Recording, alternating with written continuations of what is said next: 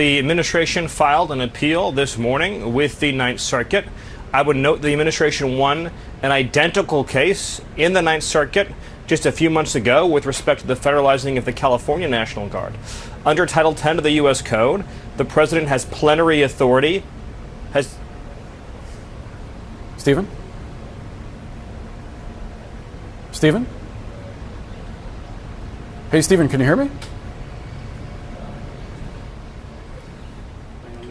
It seemed, Stephen, I apologize. It seems like we're having a technical... Well, the Constitution is clear, and that, of course, is the supreme law of the land, that the privilege of the writ of habeas corpus can be suspended in a time of invasion. So I would say that's an option we're actively looking at. Look, a lot of it depends on whether the courts do the right thing or not. You called a legal ruling legal insurrection. Are you recommending the president take action against judges whose rulings he disagrees with? No, it's simply a factually accurate statement that when a judge assumes for him or herself the powers that have been relegated or delegated by the Constitution to the president, that is a form of a legal insurrection. And we have seen... Insurrection carries a legal weight, so are you recommending... We have seen over the last 9 months an ongoing legal insurrection in which district court judges, as a class, in many cases, have issued, which is why they've been overturned so much, have issued rulings that are flagrantly unlawful and unconstitutional, and it is an insurrection against the laws and Constitution of the United States. Is there an internment camp in the Everglades, Miller?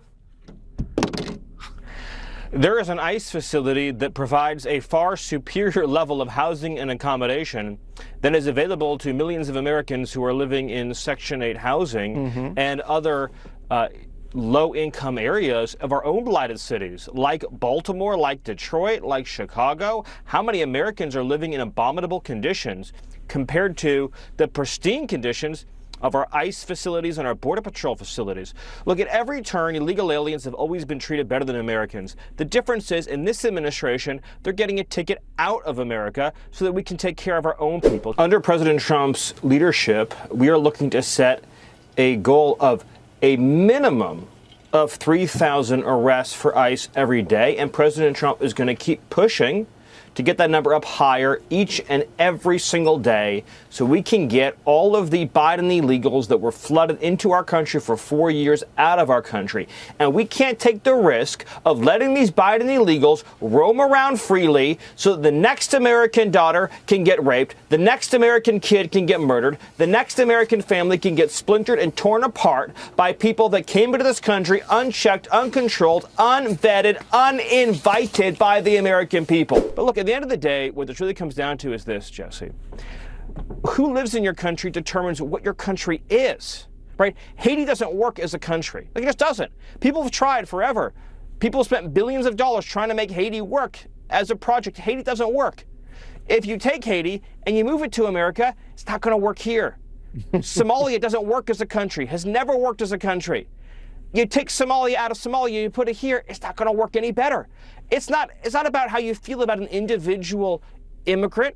It's about the policy at a systemic scale. If you move the third world to the first world, eventually we become the third world. And that's not good for us. It's not good for anybody who wants to live here in the future. The Democrat Party does not fight for, care about, or represent American citizens. It is an entity devoted exclusively to the defense of hardened criminals, gangbangers, and illegal alien killers and terrorists.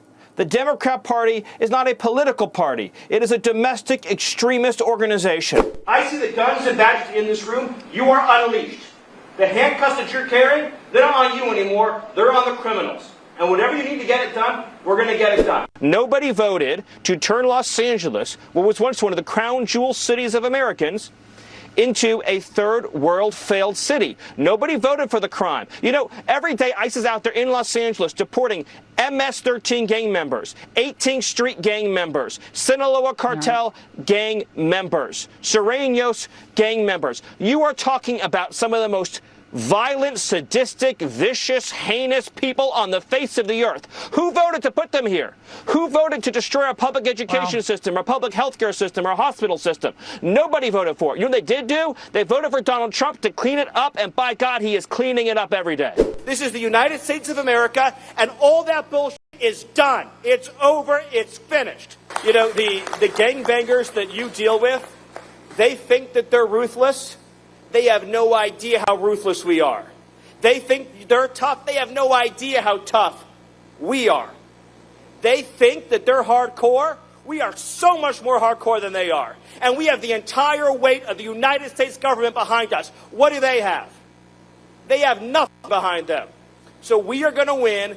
They are going to lose. They have no families they're raising in this city. They have no one that they're sending to school in this city. They have no jobs in this city. They have no connections to this community at all. But they're the ones who've been advocating for the 1%, the criminals, the killers, the rapists, the drug dealers. And I'm glad they're here today. Because me, Pete, and the Vice President are all going to leave here, and inspired by them, we're going to add thousands more resources to this city to get the criminals and the gang members out of here. We're going to dismantle those networks, and we're going to prove that a city can serve for the law-abiding citizens who live there. We are not going to let the communists destroy a great American city, let alone the nation's capital. And let's just also address one other thing. All these demonstrators that you've seen out here in recent days, all of these elderly white hippies, they're not part of this city and never have been. And by the way, most of the citizens who live in Washington, D.C. are black. This is not a city that has had any safety for its black citizens for generations. And President Trump is the one who is fixing that with the support of the Metropolitan Police Department, the support of the National Guard, and our federal law enforcement officers. Right. So we're going to ignore these stupid white hippies that all need to go home and take a nap because they're all over 90 years old, and we're going to get back to the business of protecting the American people and the citizens of Washington, D.C. To the Memphis Police Department, to the officers that I see sitting in front of me, we are about to provide you with a level of support you cannot even imagine. This isn't just a task force. This is a all-of-government, unlimited support operation. ATF, DEA, FBI, ICE, Department of War, every resource we have. And they're not going to be sitting behind a desk at a keyboard. We are sending in real cops with guns and badges to go out with you on the street every single night making arrests. These are people who have taken down drug cartels, kingpins, the worst criminal offenders in the United States, standing with you shoulder to shoulder to shoulder. All we ask from you is to show up at roll call every single night with your brothers and sisters in the federal government and to go out and get the criminals off the street. And if you do that, I pledge to you, we will liberate this city from the criminal element that has plagued it for generations. This is not just a strategy shift. This is an attitude shift. We are not going to live in an environment anywhere where there is a street that belongs to a criminal, where there is a neighborhood that belongs to a gang, where there is any physical space anywhere that belongs to anyone other than the law-abiding citizens and families of Memphis.